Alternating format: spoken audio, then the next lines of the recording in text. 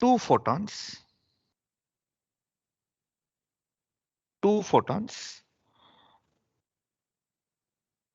and emits two photon, ठीक है, full stop.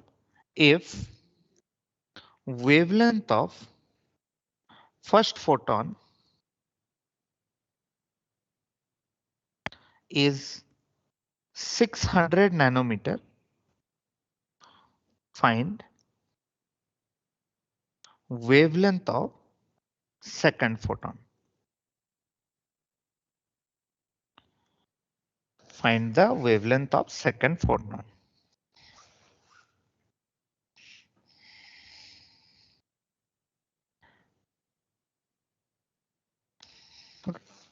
तो कह रहा है कि an electron in its ground state absorbs a photon. तो एब्जॉर्ब कितना किया उसने? 300 नैनोमीटर के एक फोटोन को. तो बेटा wavelength is an representation of energy. हमेशा आपको पता होना चाहिए कि वेवलेंथ क्यों एब्जॉर्ब कर रहा है वो, because wavelength is a form of energy. उसी वही एक एनर्जी का फॉर्म होता है. वो एमिट कर रहा है दो फोटोन, मतलब वो एब्जॉर्ब किया उसने एक, अब एमिट कर रहा है दो. ओके. तो पहले फोटोन की एनर्जी कितनी बता दी उसने? 600 नैनोमीटर. कह रहा है कि सेकेंड फोटोन का वेवलेंथ कितना होगा. तो बेटा जैसे मैंने आपको अभी अभी बताया कि wavelength is an representation additive या सब्सट्रैक्टिव प्रॉपर्टी नहीं होता है कि आप ये नहीं सोच सकते अच्छा 600 है 300 है ऐड या सब्सट्रैक्ट कर लेंगे, ये नहीं होगा. आपका एनर्जी एडिटिव या सब्सट्रैक्टिव प्रॉपर्टी होता है. मतलब आपका इलेक्ट्रॉन जो लोअर से हायर ऑर्बिट गया, इस वक्त इसने जितना भी एनर्जी एब्जॉर्ब किया होगा, जितना भी एनर्जी, उसको रिटर्न आते वक्त भी, चाहे वो एक स्टेप में आए या चाहे वो दो स्टेप में आए, उसको उतना क्या करना है? एमिट भी करना है या नहीं? जितना एनर्जी एब्जॉर्ब करके जाएगा उतना ही तो एनर्जी एमिट करेगा ना. तो बेसिकली आई कैन से बेटा देखिए फिर फॉर्मूला काफी छोटा हो जाएगा कि E1 इक्वल टू E1 दिया था, E2 प्लस E3 ऐसे बोल सकता हूं. लेकिन एनर्जी किसके बराबर है? ये तो एच सी बाई लेमड़ा के बराबर है. और इधर भी वही और इधर भी वही. तो as you can see the hc can be taken common and cancelled. तो बेटा बेसिकली आपका फॉर्मूला देखो क्या बन गया. 1 by lambda 1 equals to 1 by lambda 2 plus 1 by lambda 3. तो lambda 1 क्या था? कितने का था? 300 नैनोमीटर का. पहला वेवलेंथ उसने एमिट कितने का किया? 600 नैनोमीटर का. तो can I find the wavelength of the second photon or not?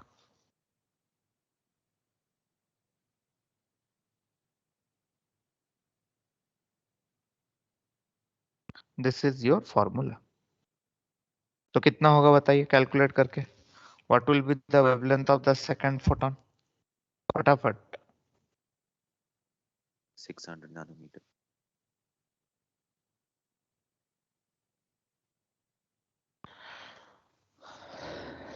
बिल्कुल. तो सेकेंड फोटोन का भी मतलब मैंने डेटा वैसे ही दिया था. तो सेकेंड फोटोन का भी वेवलेंथ बेटा 600 ही आएगा. ठीक है. अब 600 क्यों आएगा? आप माइनस करोगे इसको. तो 1/300 माइनस 1/600. तो 300 और 600 का एलसीएम 300.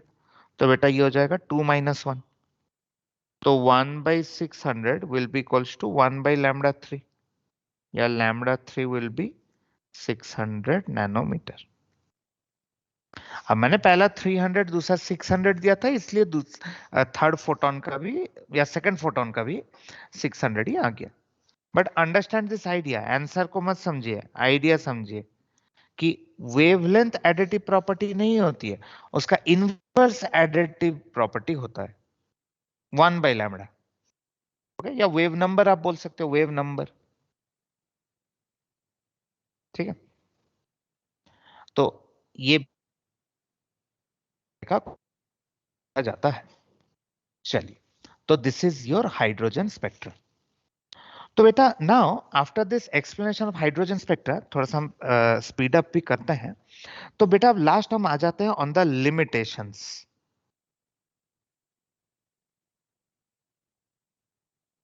of Bohr's model.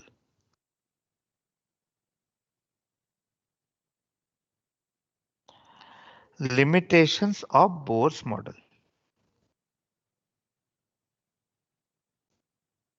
हमें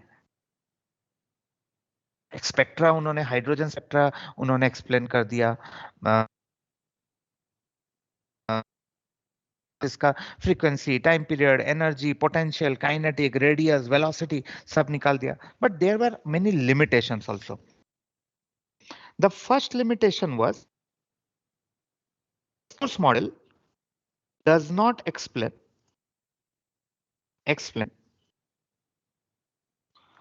splitting of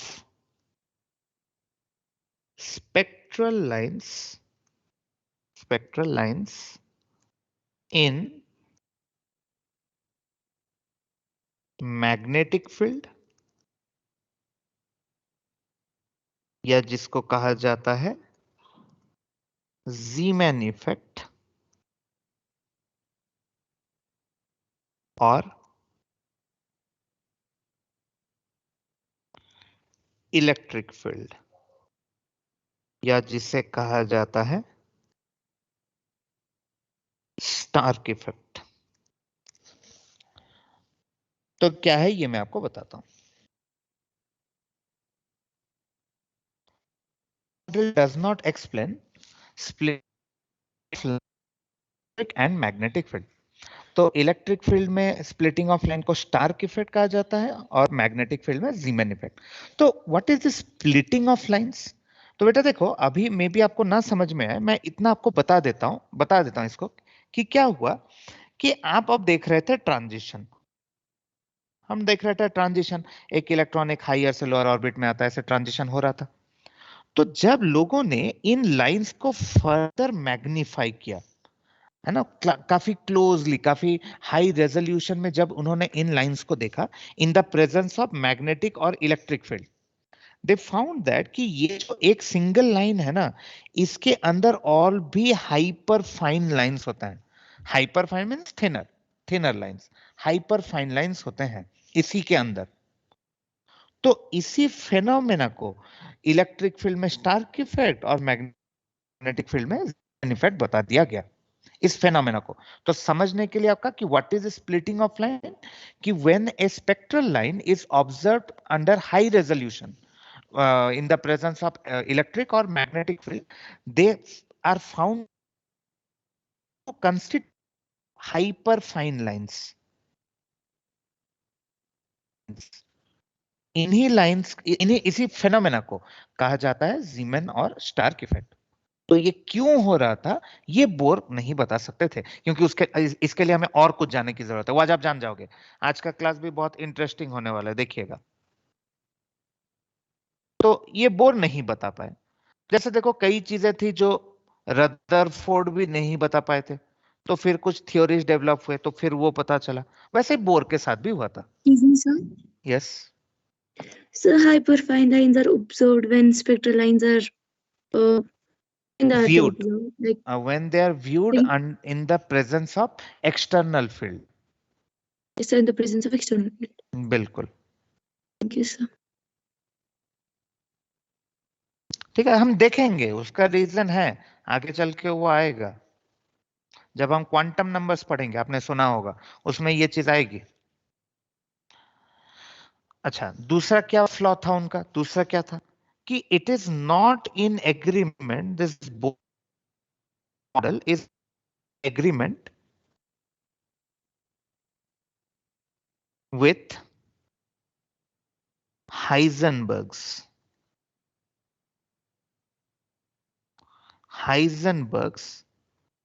uncertainty principle.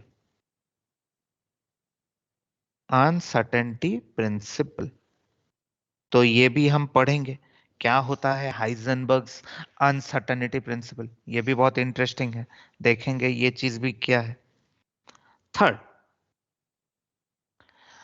Third जो लिमिटेशन है वो हम पहले दिन से ही जानते हैं कि क्या, कि ये जो बोर्स मॉडल है, it is valid only for what? Valid for hydrogen like बिल्कुल, single electron species, hydrogen like species, mono electronic species. तो ये लेकिन ज्यादातर जो हमारे एलिमेंट्स होते हैं पीरियोडिक टेबल में around us, they are multi electronic. हम सिंगल इलेक्ट्रॉन का क्या ही कर लेंगे, चलो जान भी लिया तो उससे होगा क्या, ज्यादातर एलिमेंट तो मल्टी इलेक्ट्रॉनिक ही हैं, तो वो एक प्रॉब्लम हो गया। और एक चौथा बस छोटा सा, बस ये आखिरी है कि बोर ने भी क्या किया देखो, क्योंकि बोर भी एक ही इलेक्ट्रॉन की बात कर रहे थे, तो अगेन मैं वही चीज बोल सकता हूं कि अगर कोई एक मल्टी इलेक्ट्रॉनिक स्पीसीज है तो उसमें जो आपका इलेक्ट्रॉन का डिस्ट्रीब्यूशन है वो हमें नहीं बता सकता बोर्स मॉडल, तो it does not give any idea about distribution of electron,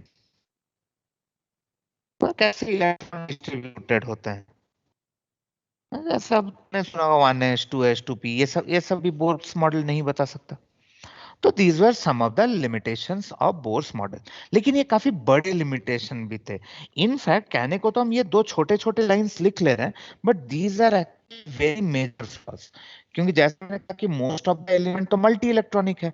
अगर आप Bohr's model multi electronic species को नहीं एक्सप्लेन कर पाएगा, फिर जो आप पीरियोडिक क्लासिफिकेशन केमिकल बॉन्डिंग में जो आप चीजें पढ़ते हैं, तो फिर वो तो कभी नहीं हो पाता, तो वहां पर फेल हो जाता पूरा का पूरा मॉडल। तो इसलिए ये मॉडल भी उतना अच्छा नहीं था। ठीक है, टेम्पररीली तो कुछ प्रॉब्लम्स ये सॉल्व कर रहा था, बट लॉन्ग टर्म में मॉडल भी फेल था। ठीक है, लिख लिया सभी ने। मगर डिस्ट्रीब्यूशन मेटल के वो बताया था जब काफी बाद में, but ऐसा तो नहीं ना कि साइंटिस्ट अपना मॉडल प्रपोज कर दिया तो उसके बाद वो मर गया, ऐसा तो नहीं है ना, वो तो जिंदा था ना। हाँ, तो जब आगे चल के दूसरे लोगों ने कंट्रीब्यूशन किया, उसके आंखें खुल गई। हाँ, बिल्कुल आपकी बात सही है, जो इलेक्ट्रॉनिक डिस्ट्रीब्यूशन है उसको बोर बरी स्कीम कहा जाता है, बोर ने दिया था, लेकिन बोर्स मॉडल के बेसिस पर नहीं दिया था। क्या इस मॉडल के बेसिस पर तुम इलेक्ट्रॉनिक कॉन्फ़िगरेशन बता सकते हो क्या? नहीं बता सकते ना। हाँ, बिल्कुल आपकी बात सही है, लेकिन वो तो हुआ ना जब क्वांटम नंबर्स आए, उसके बाद जाके उसने कहा कि अच्छा ठीक है, क्वांटम नंबर्स हमें ये चल गई, तो चलो अब हम इलेक्ट्रॉनिक कॉन्फ़िगरेशन कर सकते हैं। ठीक है। हाँ, यस सर। चलिए, तो these are the limitations of Bohr's model. तो बेटा नेक्स्ट आगे, तो एक बार अब जब बोर्स मॉडल भी जब मल्टी इलेक्ट्रॉनिक स्पीसीज को एक्सप्लेन करने में फेल हो गया, तो now we needed a new model, we needed a new pattern.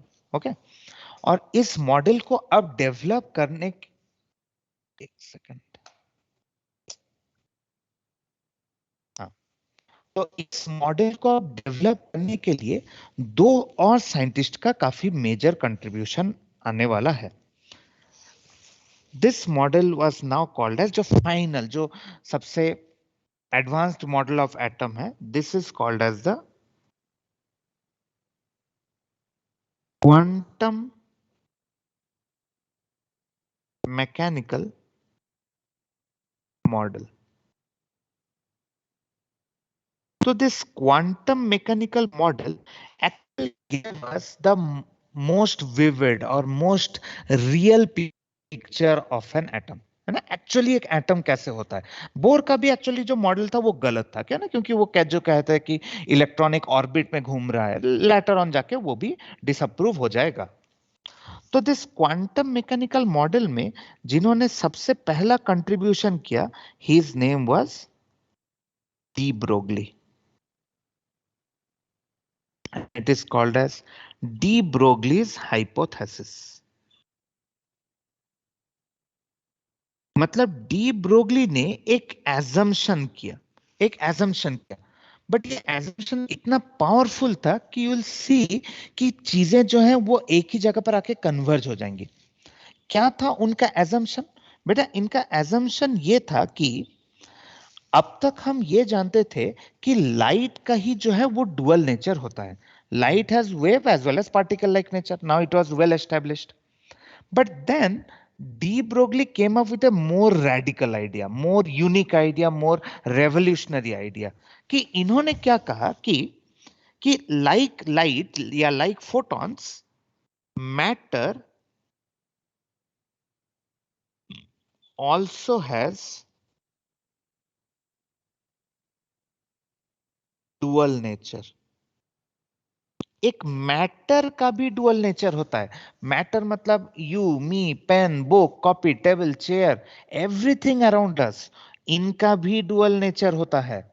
सिर्फ फोटॉन्स का ही डुअल नेचर नहीं होता है. They also have dual nature. ठीक है. तो फिर क्यों तो फिर हमें मैटर कोई वेव के तरह क्यों नहीं नजर आता है? बिकॉज उन्होंने कहा अपने इक्वेशन से, उन्होंने फिर दिखाया भी कि क्योंकि ये जो मैटर जो हमारे आसपास है, the matter which is around us, they are macroscopic matter या macroscopic object, heavy objects. Okay.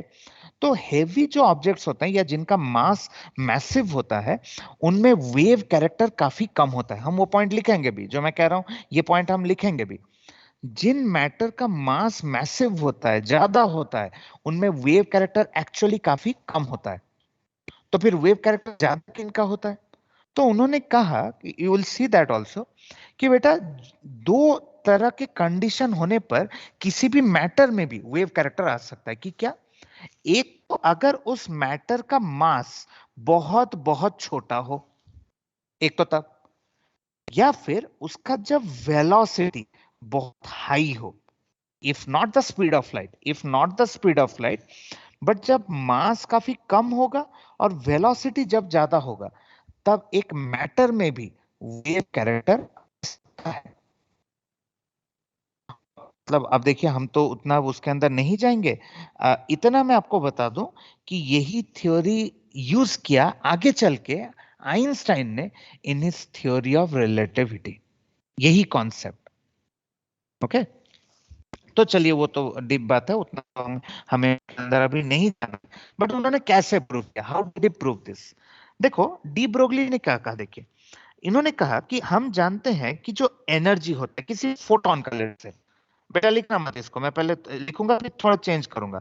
एक फोटोन का एनर्जी आप h से देते हो या नहीं? बिल्कुल देते हो. अब आप फोटोन की एनर्जी इस फॉर्मूला से क्यों देते हो? Because a photon is an electromagnetic radiation which can travel with a speed of light. That is why we have this C here. लेकिन उन्होंने ये भी कहा कि लेकिन ठीक है, लेकिन कोई मैटर तो लाइट के स्पीड से मूव नहीं कर सकता. एक डस्ट पार्टिकल है, मैटर छोड़ो, मैं आपको एक डस्ट पार्टिकल कहता हूं. एक डस्ट का पार्टिकल है, वो तो लाइट के स्पीड से नहीं जा सकता. लेकिन एक डस्ट पार्टिकल बहुत बहुत लाइट होता है. अगर उसको हम फास्ट मूव कराएं, it can move faster, but वो लाइट के स्पीड तो अटेंड कभी कर नहीं सकता. तो उन्होंने कहा कि एक मैटर के लिए हम स्पीड ऑफ लाइट को वेलोसिटी से सब्स्टिट्यूट करते हैं. मतलब बेटा, जो आपका एच सी बाई लैम्बडा था ना, मैंने उसको मैटर के लिए, फॉर मैटर, मैंने E बराबर लिखा H V by lambda. Okay. And similarly जो आइंस्टाइन का इक्वेशन था, देखो ये भी आएगा यहां पर, E इक्वल्स टू, आइंस्टाइन का इक्वेशन क्या था? E equals to M C square था. लेकिन अगेन फिर से इसको मत लिखना. लेकिन ये C किसके लिए था बेटा? आप समझना, हम बेसिकली ये फॉर्मूला कब यूज करते हैं? जनरली बेटा ये फॉर्मूला जो है ना, ये यूज किया जाता है for whenever you have a nuclear reaction.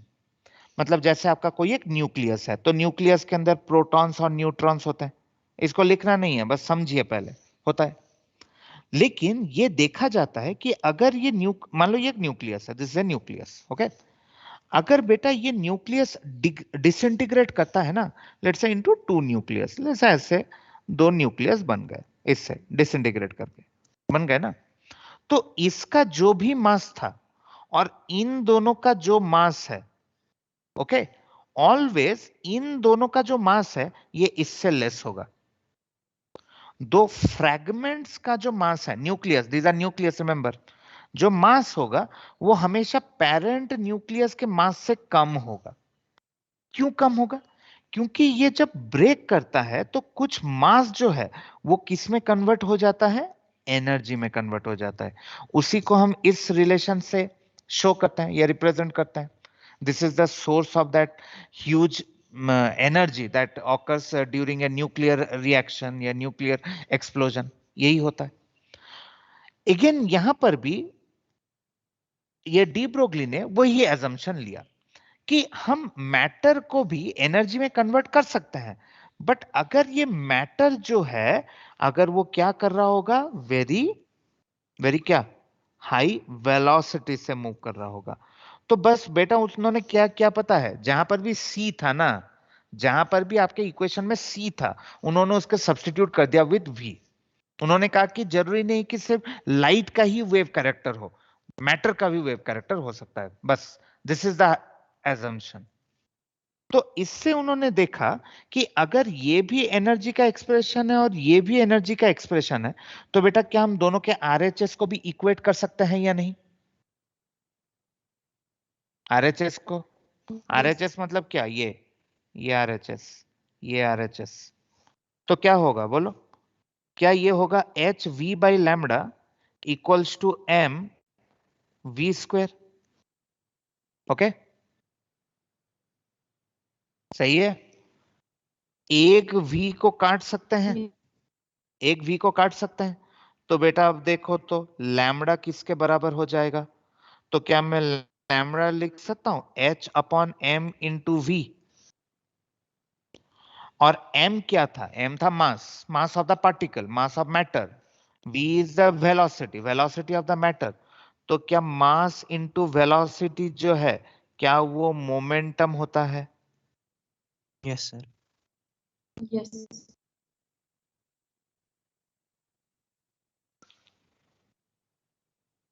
This equation is called as de Broglie's equation. But देखना इन्होंने और भी बहुत कुछ किया। This is the basic de Broglie's equation, basic equation. Lambda is h upon mv या lambda is h upon p। दोनों में से आप कोई भी एक बोल सकते हो, ठीक है। ऑफ कोर्स आप कहोगे सर ये कैसे हुआ?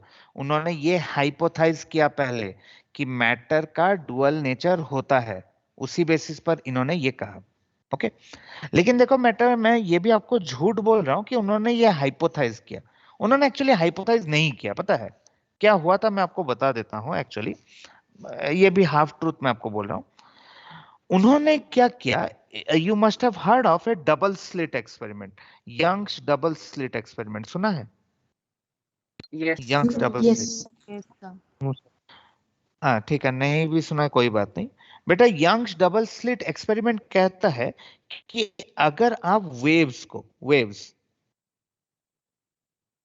को अगर आप दो स्लिट से, मतलब दो छोटे छोटे होल्स से अगर आप पास कराओगे ना, तो आपको यहां पर, इधर स्क्रीन पर, इस स्क्रीन पर एक इंटरफियरेंस पैटर्न मिलेगा, एक इंटरफियरेंस पैटर्न मिलेगा। मतलब ये जो वेव्स होंगे वो यहां पर इंटरफियर करेंगे। और ये जो फीचर होता था ये लाइट का नोन था, लाइट शोज इंटरफेरेंस पैटर्न, ये नोन था। Young's double slit experiment light के लिए ही किया गया था। नहीं पढ़ाया कोई बात नहीं, फिजिक्स में पढ़ेंगे भी, 12th में आप पढ़ोगे भी, ऑप्टिक्स में।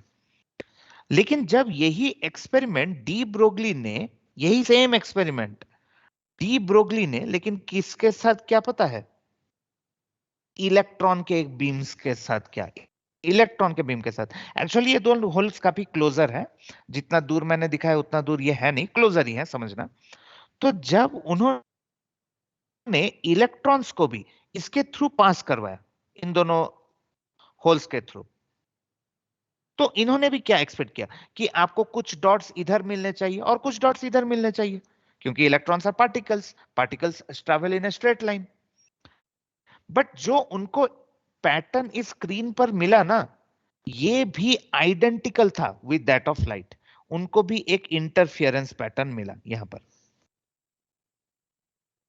ओके मतलब अगर आपको बहुत ज्यादा इंटरेस्ट है, you can search and read on this online, but ये हुआ था कि जैसे लाइट का एक इंटरफेरेंस पैटर्न होता है in Young's double slit experiment, वैसे ही इलेक्ट्रॉन का भी एक इंटरफेरेंस पैटर्न मिला in the double slit experiment.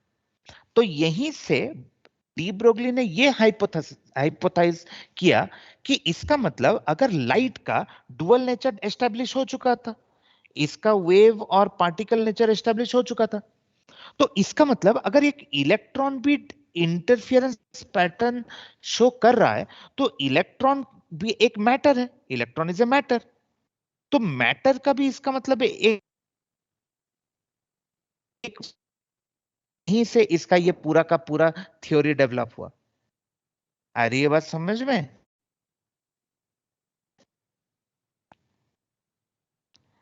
In the same way as light shows interference pattern, in the same way the electron beam also shows an interference pattern.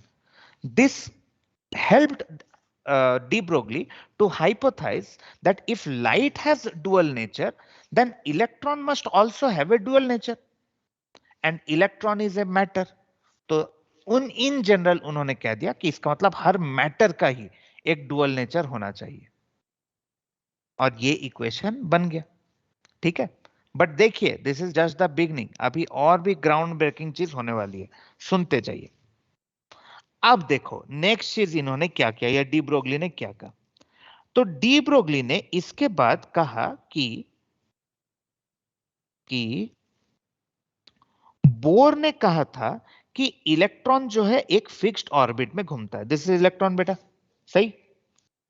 तो अब अगर मैंने जो कॉन्सेप्ट अभी आपको बताया उसको भी अगर मैं यहां पर लगाऊं, तो उन्होंने ये कहा, तो इसका मतलब ये जो इलेक्ट्रॉन है वो तो एक फिक्स्ड पाथ में घूम ही नहीं रहा है, ये इलेक्ट्रॉन तो एक्चुअली एक वेव की तरह ट्रैवल कर रहा है।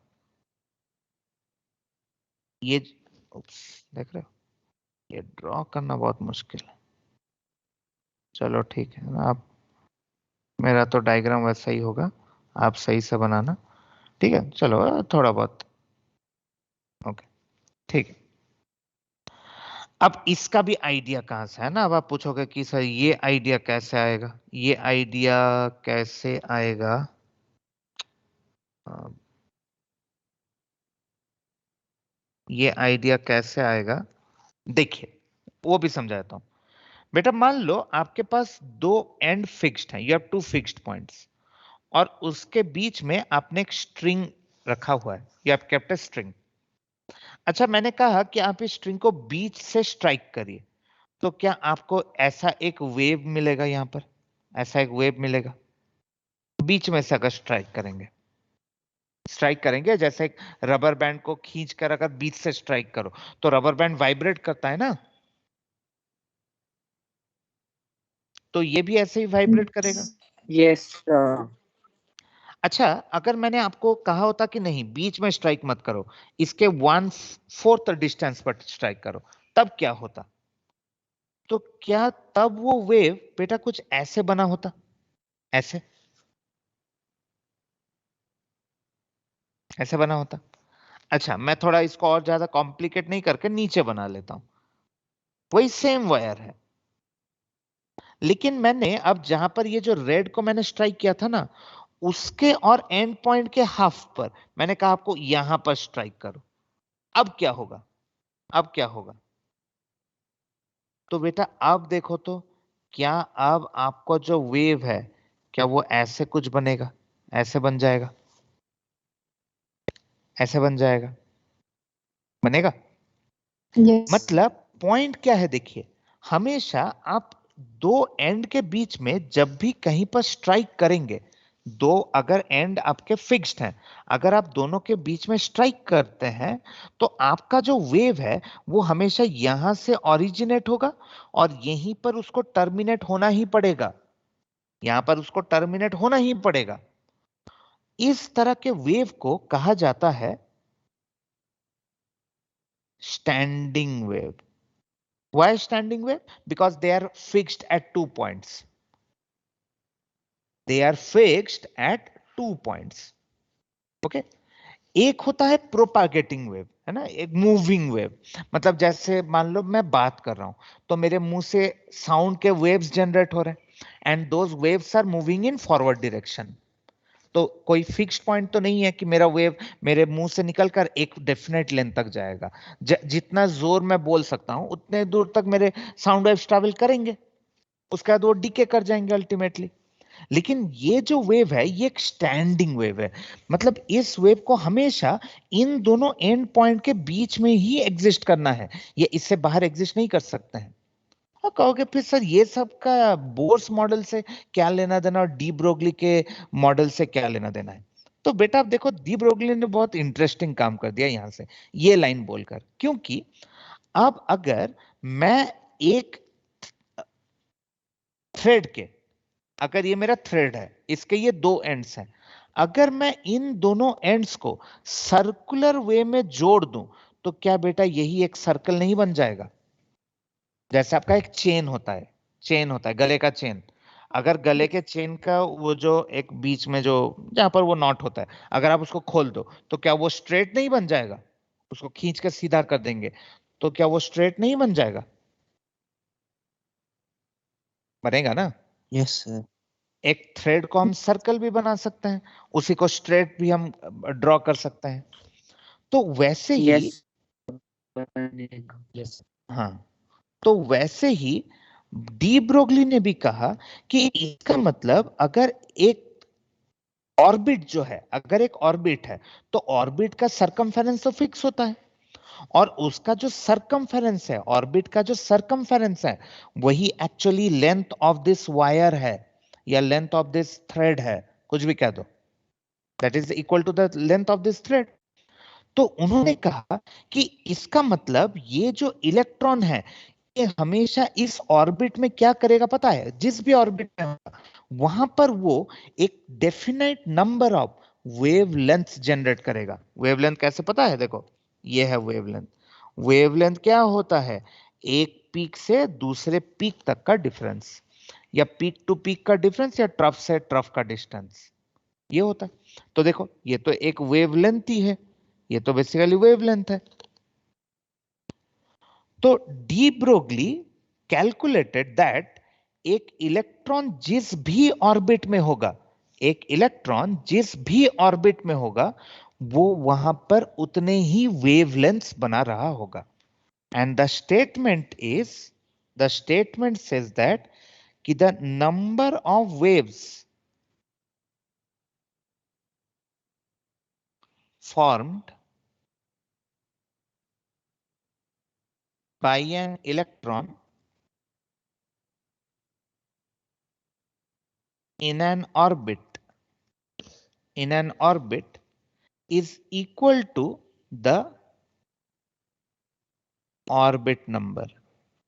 ठीक है, हो सकता है ये पॉइंट ना समझ में आए, मैं क्लैरिफाई कर देता हूं उसको। लिख लीजिए, मैं इस पॉइंट को क्लैरिफाई कर देता हूं। From this diagram here, from this diagram here,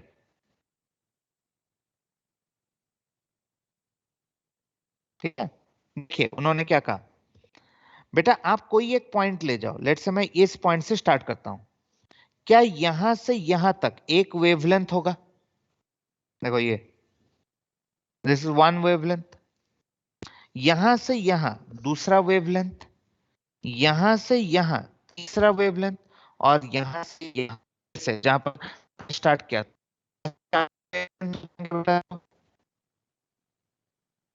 this is one Yes, wavelength, sir. this is second wavelength, this is third wavelength, and this is fourth wavelength। तो चार वेवलेंथ हो गए, कहां पे? इस सरकमफेरेंस पर। तो इसका मतलब ये कौन सा ऑर्बिट होगा? ये जो मैंने सर्कल ड्रॉ किया है ये कौन सा ऑर्बिट Four. होगा? This will be fourth orbit. अगर आपने ज्यादा बनाया होगा, अगर आपने 5 बनाए होंगे तो वो फिफ्थ ऑर्बिट हो जाएगा। अगर आपने आपके 3 बन रहे हैं तो वो थर्ड ऑर्बिट होगा। जरूरी नहीं कि जो बनाए आप वही, आपने कैसा बनाया होगा आपका वही ऑर्बिट नंबर हो जाएगा। ठीक है, and this formula is given by जो सरकमफेरेंस है, सरकमफेरेंस कितना होता है? 2 पाई आर। ये किसके बराबर होगा? सॉरी, ये किसके बराबर होगा? n lambda.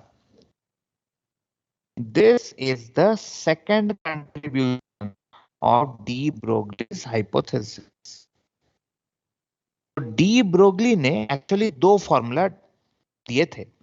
एक तो था lambda is H upon M V, जो आपने पहला इधर ये डिराइव किया, और दूसरा था ये। और देखेंगे ये दोनों फॉर्मूला से क्या हो जाएगा। ये दो फॉर्मूला से बेटा देखो क्या होगा। नाउ कंबाइन 1 एंड 2, हम 1 और 2 दोनों को कंबाइन करेंगे। कैसे कंबाइन करेंगे? देखो बेटा 2 pi r equals to n lambda है। लैम्डा का फॉर्मूला क्या है? क्या बेटा? Lambda h upon M v है। Lambda Yes, is sir. H upon M we.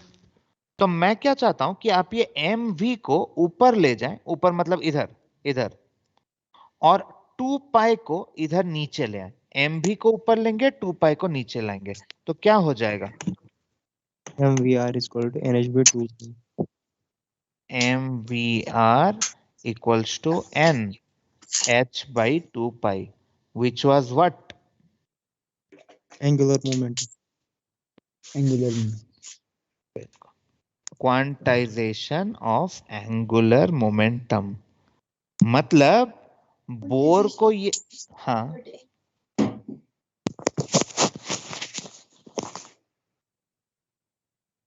मतलब बोर को ये पता ही नहीं था कि इनडायरेक्टली उन्होंने इलेक्ट्रॉन का पार्टिकल नेचर और वेव नेचर दोनों ही उन्होंने अज्यूम कर रखा है।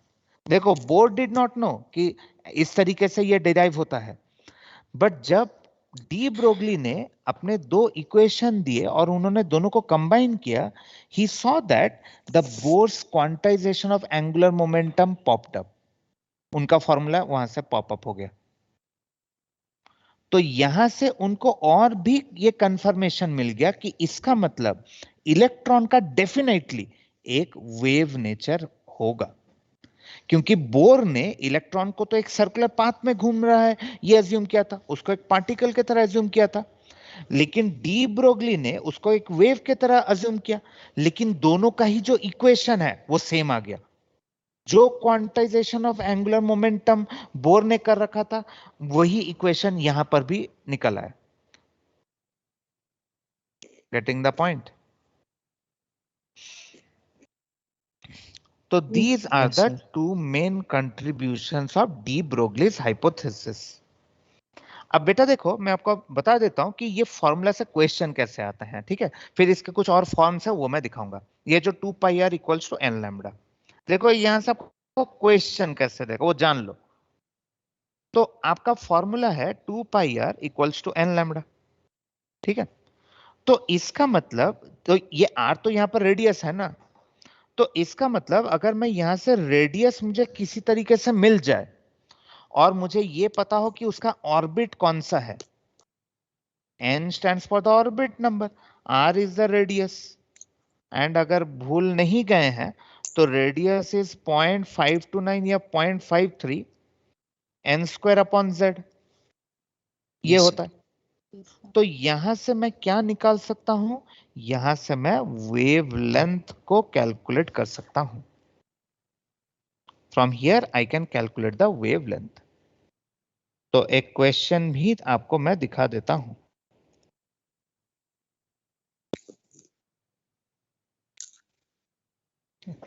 जैसे क्वेश्चन लिखिए कि find the de Broglie's wavelength, वो पूरा लैंग्वेज में लिख देगा, ठीक है? डी ब्रोगलीज वेवलेंथ, मैं सिंपली लैम्डा लिख रहा हूं। D Broglie's wavelength for first orbit helium plus if the radius of third orbit of hydrogen atom is x angstrom.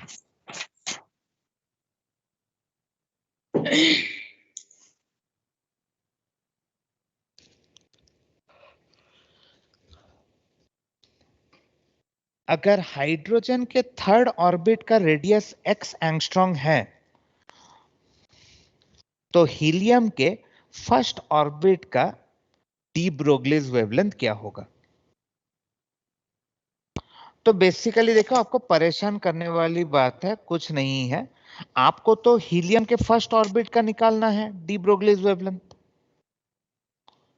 तो बेटा आपको उसके लिए देखिए, जैसे मैंने बताया, देखो आपके लिए सिर्फ अननोन क्या है बताओ तो? रेडियस। आपके लिए the only unknown is radius. तो आपको वो जो रेडियस है किसका? हीलियम प्लस का, इसको आपको कहां से निकालना है? हाइड्रोजन से निकालना है।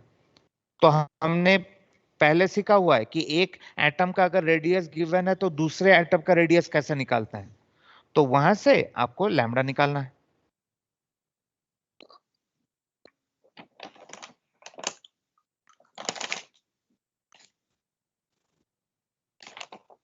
अभी भी जिसको नहीं समझ में आया फिर से बताता हूं, हमने ये पहले सीखा है कि अगर एक एटम का रेडियस गिवन है एक गिवन ऑर्बिट में, तो हम दूसरे एटम के गिवन ऑर्बिट का रेडियस निकाल सकते हैं। पहले ऐसा क्वेश्चन करवाए हैं मैंने।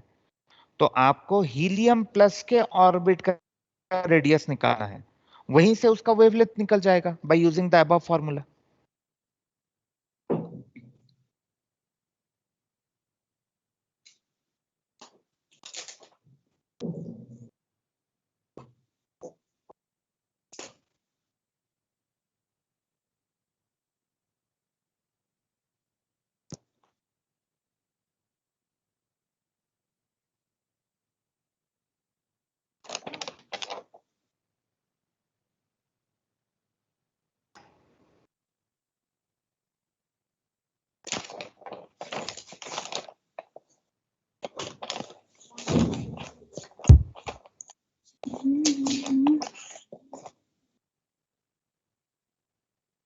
एनीवन?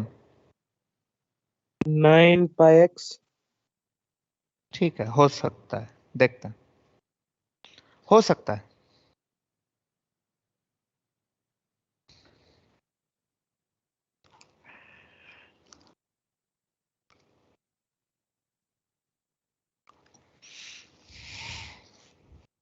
ठीक है, चलिए मैं दिखा देता हूं। आपको करना ये आना चाहिए था। तो हमें थर्ड ऑर्बिट ऑफ हाइड हाँ ठीक है, तो हमें थर्ड ऑर्बिट ऑफ हाइड्रोजन का रेडियस x पता है।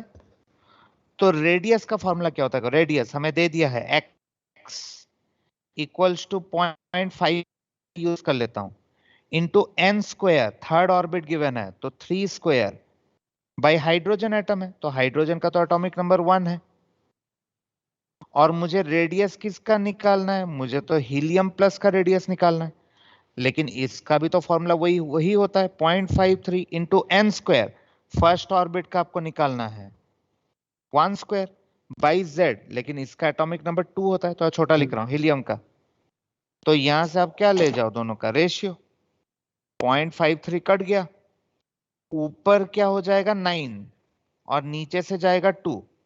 ऊपर 9 नीचे से जाएगा 2, तो 18 हो जाएगा। तो इसका मतलब what will be the radius of helium plus? क्या ये हो जाएगा x बाई 18? अगर मैं गलत नहीं कर रहा हूं तो सही है। Yes sir, yes sir. तो the radius of helium plus is x by 18। तो अगर मुझे रेडियस पता चल गया, अब मैं बस ऊपर वाले फॉर्मूला में रखूंगा तो आंसर मिल जाएगा। क्या होगा? 2 pi r। What is r? r is x by 18 equals to n lambda. तो कौन सा ऑर्बिट है? फर्स्ट ऑर्बिट है, तो 1 इंटू लैम्डा, क्योंकि हीलियम प्लस का तो फर्स्ट ऑर्बिट ही ले रहे हो। तो लैम्डा क्या हो जाएगा? पाई एक्स अपॉन 9। तो 9 पाई एक्स नहीं, पाई एक्स अपॉन 9 होगा। उल्टा किया है तुमने, होगा या नहीं? या मैंने गलत तो नहीं किया? N square yes by sir, yes Z, sir. N square 18। हाँ ठीक है।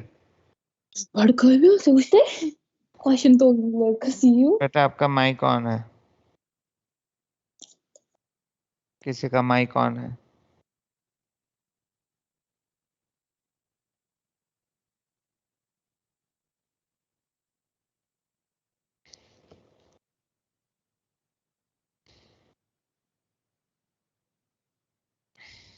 आई बात समझ में?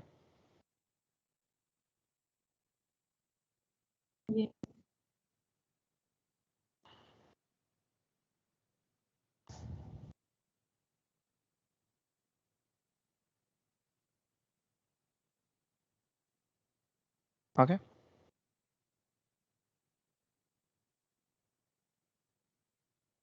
चलिए एक और क्वेश्चन दे रहा हूं, नेक्स्ट क्वेश्चन करो।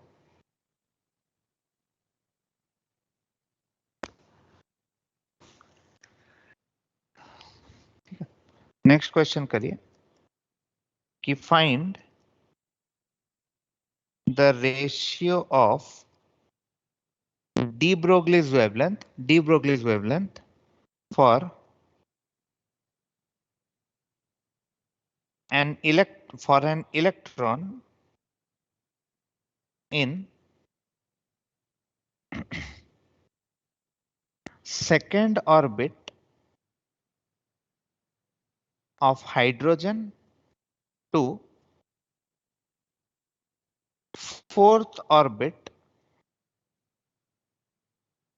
of helium plus.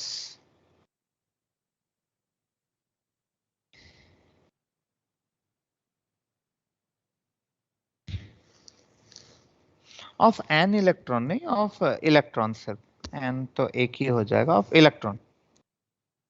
Find the de Broglie's wavelength for electron in second orbit of hydrogen to fourth orbit of helium plus.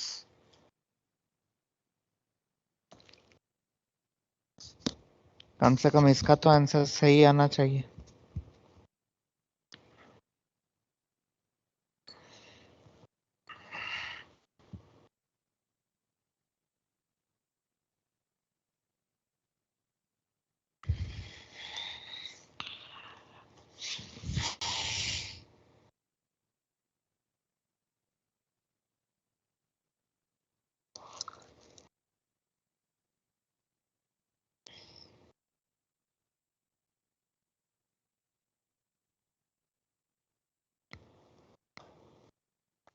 One is to one. 1:1। Yes, sir. तो 1:1. अच्छा, अच्छी बात है, तो देख लेते हैं। तो हमारे पास सेकेंड ऑर्बिट ऑफ हाइड्रोजन है and fourth orbit of helium plus है। तो बेटा देखो, 2πr=n लैम्बडा होता है। ओके, तो इसका मतलब अगर मैं दोनों जगह वेवलेंथ का रेशियो लूंगा, है ना, तो मैं ऐसा लिख लेता हूं, lambda of H to lambda of helium plus. तो यहां पर n ऑफ हो जाएगा और n ऑफ हीलियम प्लस हो जाएगा, और उधर क्या हो जाएगा, radius of hydrogen to radius of helium plus, क्योंकि 2π तो कैंसिल आउट हो जाएगा रेशियो की वजह से। तो मुझे इसी वेवलेंथ का रेशियो निकालना है, तो ठीक है। तो हाइड्रोजन का कौन सा ऑर्बिट गिवन है, 2, और हीलियम प्लस का कौन सा ऑर्बिट गिवन है, 4,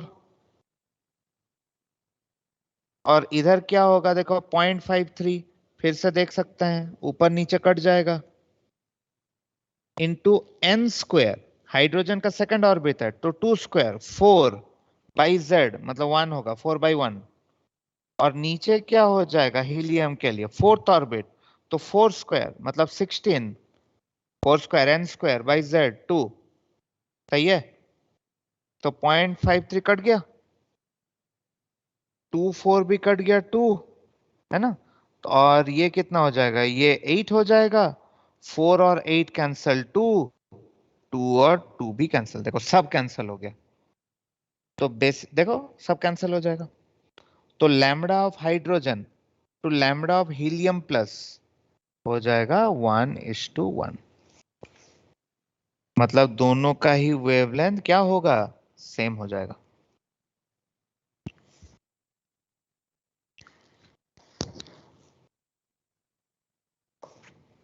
दोनों का ही वेवलेंथ सेम हो जाएगा। आ रही है बात समझ में?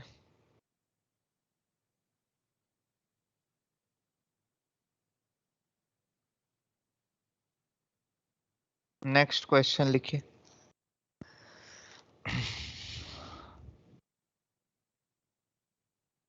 ठीक है, अच्छा लिखो।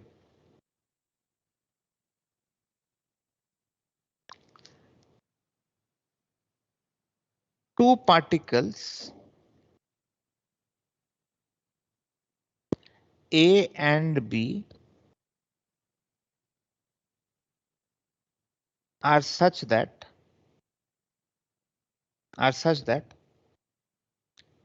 mass of B is half of A, while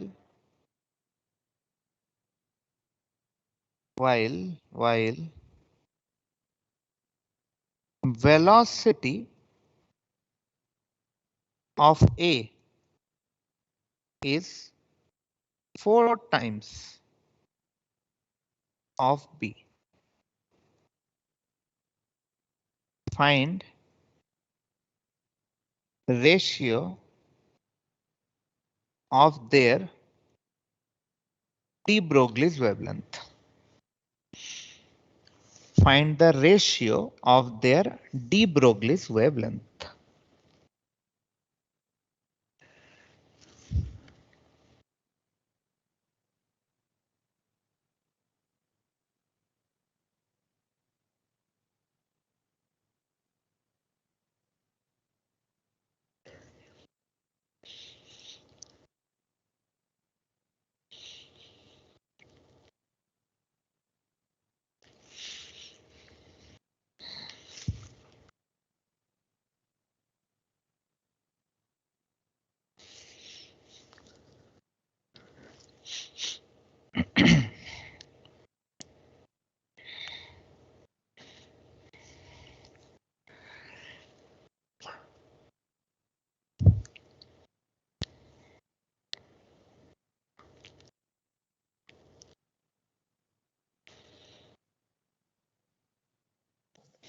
यहाँ पर 1 is to फॉर्मूला 8. हाँ कितना कितना 1:8. 1/2. 1/2 इतना ज्यादा वेरिएशन। तो फॉर्मूला कौन सा लगाएंगे यहाँ पर? Lambda is equal to h by p. बिल्कुल। तो बेटा अब आपको दोनों स्टेटमेंट सही से बस पढ़ना था। क्या कह रहा है? Mass of B is half of A. तो लिखो mass of B, M B लिखता हूं, mass of B is half of A. क्या इसका मतलब यही है? और क्या कह रहा है? While velocity of A is 4 times of B, is 4 times of B. ऐसा बोल सकता हूं? तो बस, तो ऊपर वाले में मैं ऐसे लिख सकता हूं कि एम ए जो है वो actually twice of M B है, और वी ए जो है ये 4 टाइम्स ऑफ वी बी है। तो बस अब मुझे दोनों का रेशियो लेना था। मतलब मैं क्या लिखूंगा? लैम्बडा ऑफ ए मतलब particle A by lambda of particle B. बेटा देखो एच तो कैंसिल हो जाएगा, तो ये क्या होगा? M B V B by M A V A. तो देखो हमें ए के बारे में पता है, तो बी का डेटा लिख लेते हैं, एम बी वी बी ऐसे ही लिख लेते हैं। तो एम ए के जगह मैं क्या लिख सकता हूं? Twice M B. और वी ए के जगह मैं क्या लिख सकता हूं? 4 we B.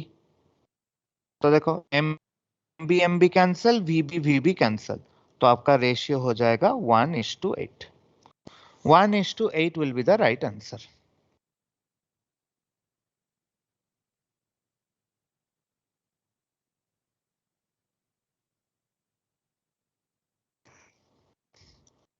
Oh, sorry. X.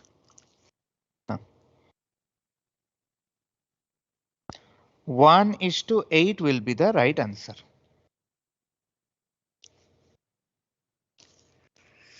एक और, ठीक है, एक और क्वेश्चन लिखेंगे। An alpha particle and a proton are moving with same velocity.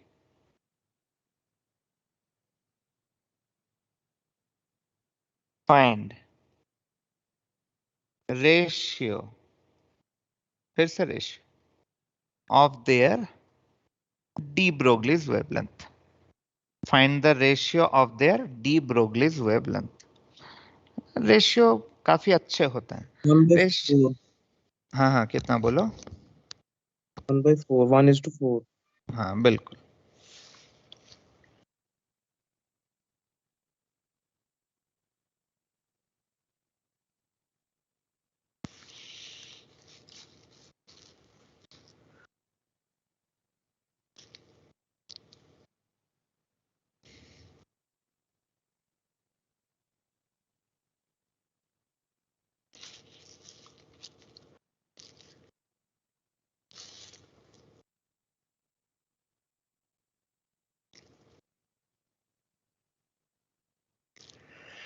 Okay. So we know what is an alpha particle. Alpha particle is a dye-positive helium nuclei, and we know what is a proton. Proton हमें पता है, proton. ठीक है. और उसने क्या दिया है? Moving with same velocity. तो दोनों का वेलोसिटी सेम है. तो इसका मतलब अगर मैं लैम्बडा, और मुझे रेशियो निकालना है, alpha by lambda of proton, ये लो, तो बेटा देखो H तो वैसे ही कैंसिल हो जाएगा, अब V भी कैंसिल हो जाएगा क्योंकि सेम वेलोसिटी कह दिया है. तो क्या ये हो नहीं जाएगा मास of proton by mass of alpha particle? अब याद करिए आपको क्या बताया गया था कि अल्फा पार्टिकल के अंदर कहने को तो 2 प्रोटॉन और 2 न्यूट्रॉन्स हैं, कहने को तो, लेकिन for all practical purpose mass of proton and neutron are same. तो इसको मैं 4 मास ऑफ प्रोटॉन के बराबर ले सकता हूं. तो मास ऑफ प्रोटॉन mp और अल्फा पार्टिकल को मैं 4 प्रोटॉन्स के मास के बराबर ले सकता हूं, बिकॉज न्यूट्रॉन और प्रोटॉन का मास नियरली सेम होता है. तो इसलिए आपका रेशियो हो जाएगा 1:4.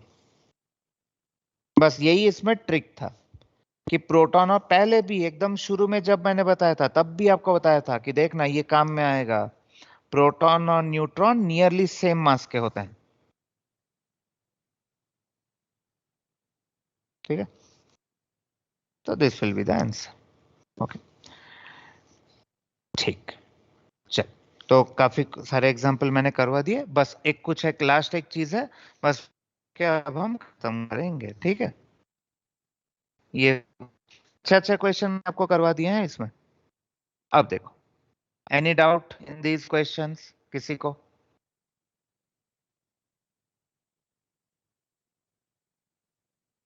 नो. ओके. No. चल, बस इसके लास्ट पार्ट की तरफ चले जाएंगे बेटा. देखो, और कुछ सिंपल ही है. तो अब आपको 2 फॉर्मूलेस मिल चुके थे. एक है H/mv,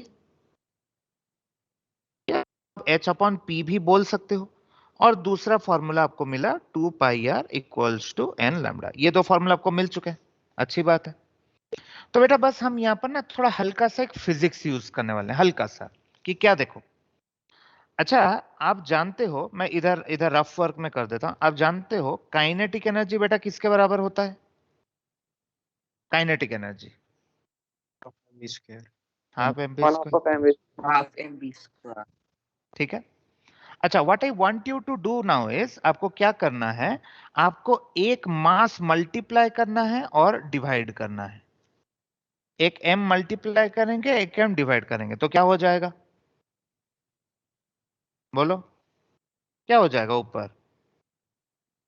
m²v² / 2m नहीं हो जाएगा? Yes sir. और क्या m²v² को मैं mv का होल स्क्वायर / 2m बोल सकता हूं? और Yes. मास इंटू वेलोसिटी क्या होता है? Momentum. ऐसे बोल सकता हूं. तो देखिए, काइनेटिक Yes. एनर्जी को मैं p² / 2m बोल सकता हूं. तो what will be p? Then what will be p? If kinetic energy is p² / 2m, then what will be p? या what will be the expression of P? 2m ke 2m के ही और कुछ under root. Under. under root. तो क्या मैं P के जगह उसको सब्स्टिट्यूट कर सकता हूं बेटा? तो देखो यहीं पर बस उसी के जगह लिख लूंगा, P के जगह अंडर रूट ऑफ 2m के ई।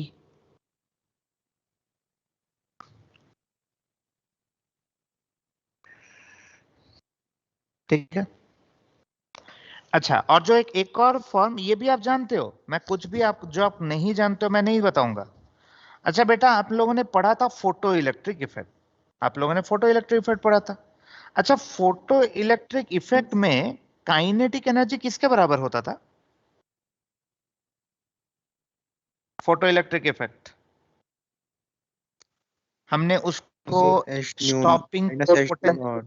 ना ना ना ना, stopping H nu minus potential h से naught हमने उसको ये किया था, रिलेट किया था। is equal to EVS है। E टाइम्स बी एस, बिल्कुल ये था। तो बेटा अब देखो, अगर मैं अच्छा काइनेटिक एनर्जी को स्टॉपिंग पोटेंशियल से सब्स्टिट्यूट करूं, स्टॉपिंग पोटेंशियल से, तो क्या मैं लिख सकता हूं H upon under root of 2m into E V S? yes sir.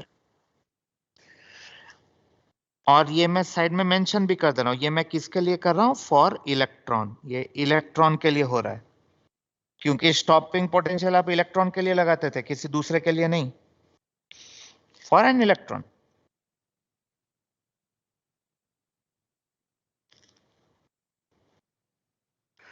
बेटा मजे की बात फिर से देखो, फिर से मजे की बात देखो कि क्या आपका H कांस्टेंट है, 2 कांस्टेंट है।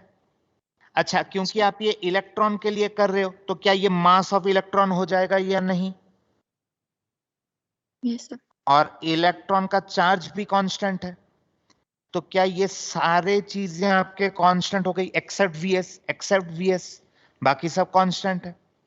तो इसलिए आपको ये फॉर्म याद ही नहीं रखना है, मतलब मैंने आपको ये करवाया ठीक है, लेकिन आपको ये फॉर्म याद ही नहीं रखना है, because these all are constants. तो बेटा इन सब का वैल्यू निकाला जा चुका है, आपको और मेहनत नहीं करना है। इस सब का वैल्यू निकालकर हमने कर लिया है 150 इन एंगस्ट्रॉम्स। या फिर अगर आप ये याद नहीं रखना चाहते हैं, आप ये याद रख सकते हो anyone whichever you wish angstrom. पहला याद रखना है पहला याद रखो, दूसरा याद रखना है दूसरा याद रखो, जैसे आपको सुविधा हो, दोनों सेम है।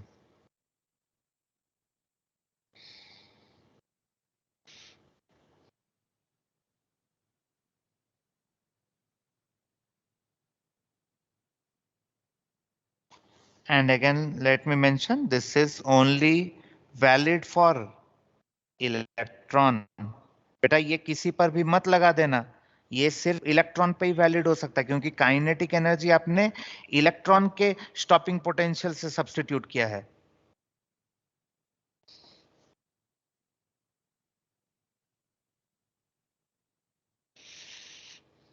ठीक, तो these are two derived forms of de Broglie's equation। तो क्या क्या हमारा आ गया? Lambda equals to H upon M V. अब मैं समराइज कर दे रहा हूं बस, या इसी को आप लिख रहे हो एच अपॉन पी, या पी के जगह आपने फिजिक्स से सब्स्टिट्यूशन किया, ट्वाइस एम काइनेटिक एनर्जी। आप यूज टू हो जाएंगे पी स्क्वायर बाई 2m के, अगर किसी को नहीं पता है तो फिजिक्स में जब आप करोगे तो आपको मतलब बार इसको यूज करना ही। और इलेक्ट्रॉन के लिए specifically you can use this formula. तो इसको मैं एक बॉक्स में डाल देता हूं।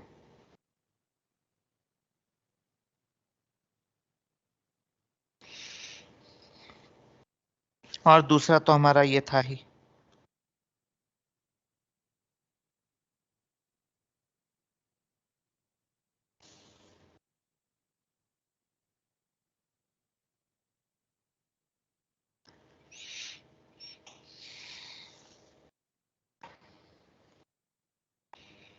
Okay, any doubt here?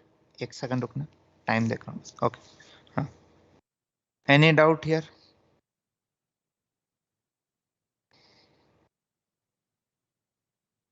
इन फॉर्मूलाज में कोई भी दिक्कत?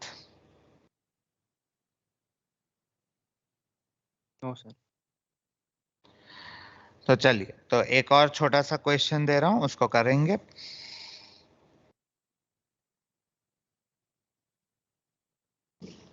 लिखिए, an electron is accelerated through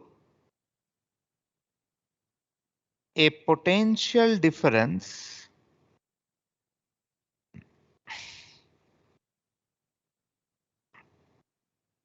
of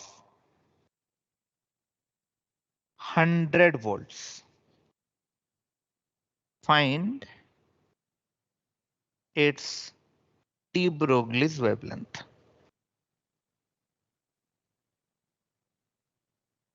एक सेकंड में आंसर आना चाहिए। 1.224.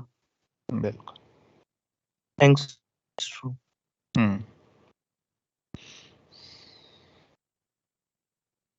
That a very simple question. तो लैम्बडा आपको सीधा सीधा फॉर्मूला पुट करना था, 12.24 बाई अंडर रूट ऑफ 100। तो सॉरी,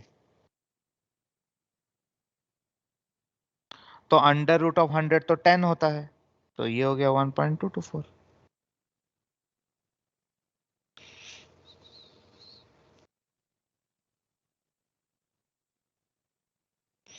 ठीक है, एक और छोटा सा क्वेश्चन।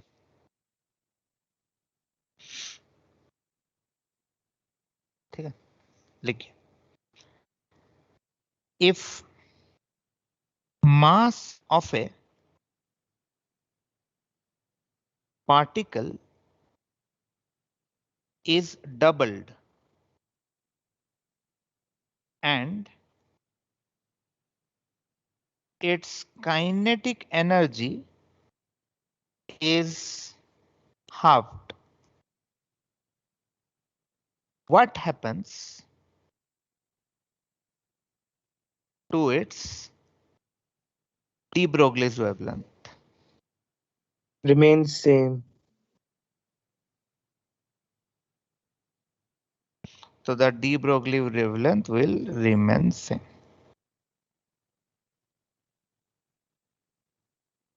क्योंकि देखिए लैम्बडा क्या है, h upon under root of 2m kinetic energy.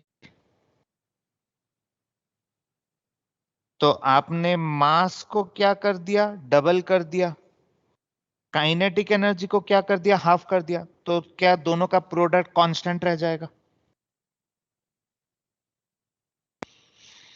मास आपने डबल कर दिया तो m का 2m, तो ke का हाफ ke हो गया, तो 2 कैंसिल हो जाएगा, तो your D Broglie's wavelength remains same. बिल्कुल ठीक है।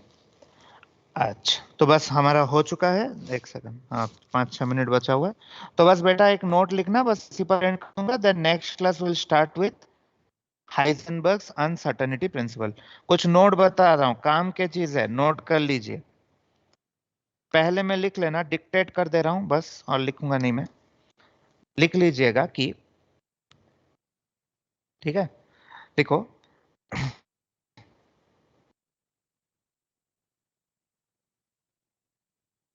एकदम मैंने शुरू में बताया था, ओके, कि या लेसर द मास, लिखिए lesser the mass of particle, lesser the mass of particle and greater is its velocity, and greater is its velocity,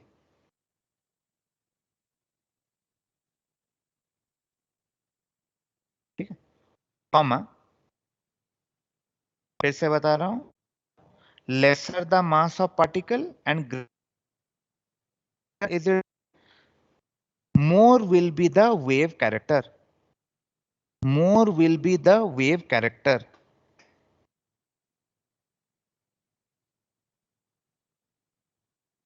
ठीक है, और दूसरा देखिए, एक मजेदार रिलेशन और बता देता हूं, मजेदार रिलेशन यहां से भी देख सकते हैं। देखो, लिखा पहला पॉइंट Yes, sir. बेटा। अब देखो बेटा, ये आ जाओ आपके एकदम शुरुआती डेरिवेशन पे। ये इधर जो हमने डेरिवेशन जब शुरू किया था, आपने क्या लिखा, एच वी बाई लैम्बडा, देखते जाना, equals to M V square, सही। अच्छा, यहां पर हम v Yes. बाई लैम्बडा को न्यू कह देते हैं। So this is the frequency of the particle. Here nu is the frequency of particle, not any photon. Remember, de Broglie सिर्फ मैटर के लिए वैलिड है, मैटर वेव्स के लिए वैलिड है, मैटर के लिए वैलिड है, नॉट फोटॉन्स फोटॉन्स, वो सब मत करने जाना। H new. अच्छा, अब अगर मैं दोनों तरफ एक हाफ मल्टीप्लाई कर दूं, तो देखिए ये भी हो गया काइनेटिक एनर्जी। देखो, एक और फॉर्मूला निकल कर आ गया। मतलब क्या फॉर्मूला निकला, kinetic energy of A particle, particle कह रहा हूं, इज हाफ ऑफ इट्स, या half of H new, half of H new. ठीक है, तो उसी को सेकंड नोट में लिखेंगे, kinetic energy of A particle is half of H new, जहां पर न्यू क्या है, new is the frequency of particle.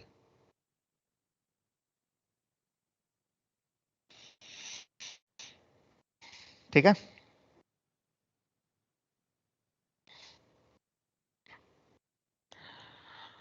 Okay. तो ये कंप्लीट हुआ आपका डी ब्रोगलीज हाइपोथेसिस। सारे चीजें मैंने आपको इसके रिगार्डिंग बता दी हैं, अच्छे अच्छे क्वेश्चन भी करवा दिए हैं। आपने फॉर्मूला शीट बनाया है, जो मैं एनकरेज करता हूं हर क्लास में, मैं आपको कह रहा हूं बनाने को। तो do note down these formulas into your formula sheet. नहीं बन I have nothing to do, मैं आपका कुछ कर नहीं सकता, लेकिन फिर आगे जो होगा उसका रेस्पॉन्सिबल रहेंगे, मैं क्या कर सकता हूं। ओके, तो the next class we will start with the second theory, जिसने क्वांटम मैकेनिकल मॉडल का एक्चुअली पाथ खोल दिया।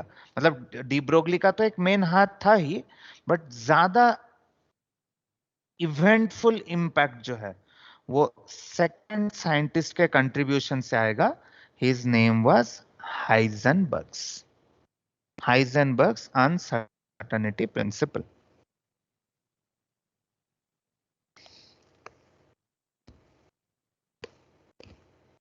Okay okay,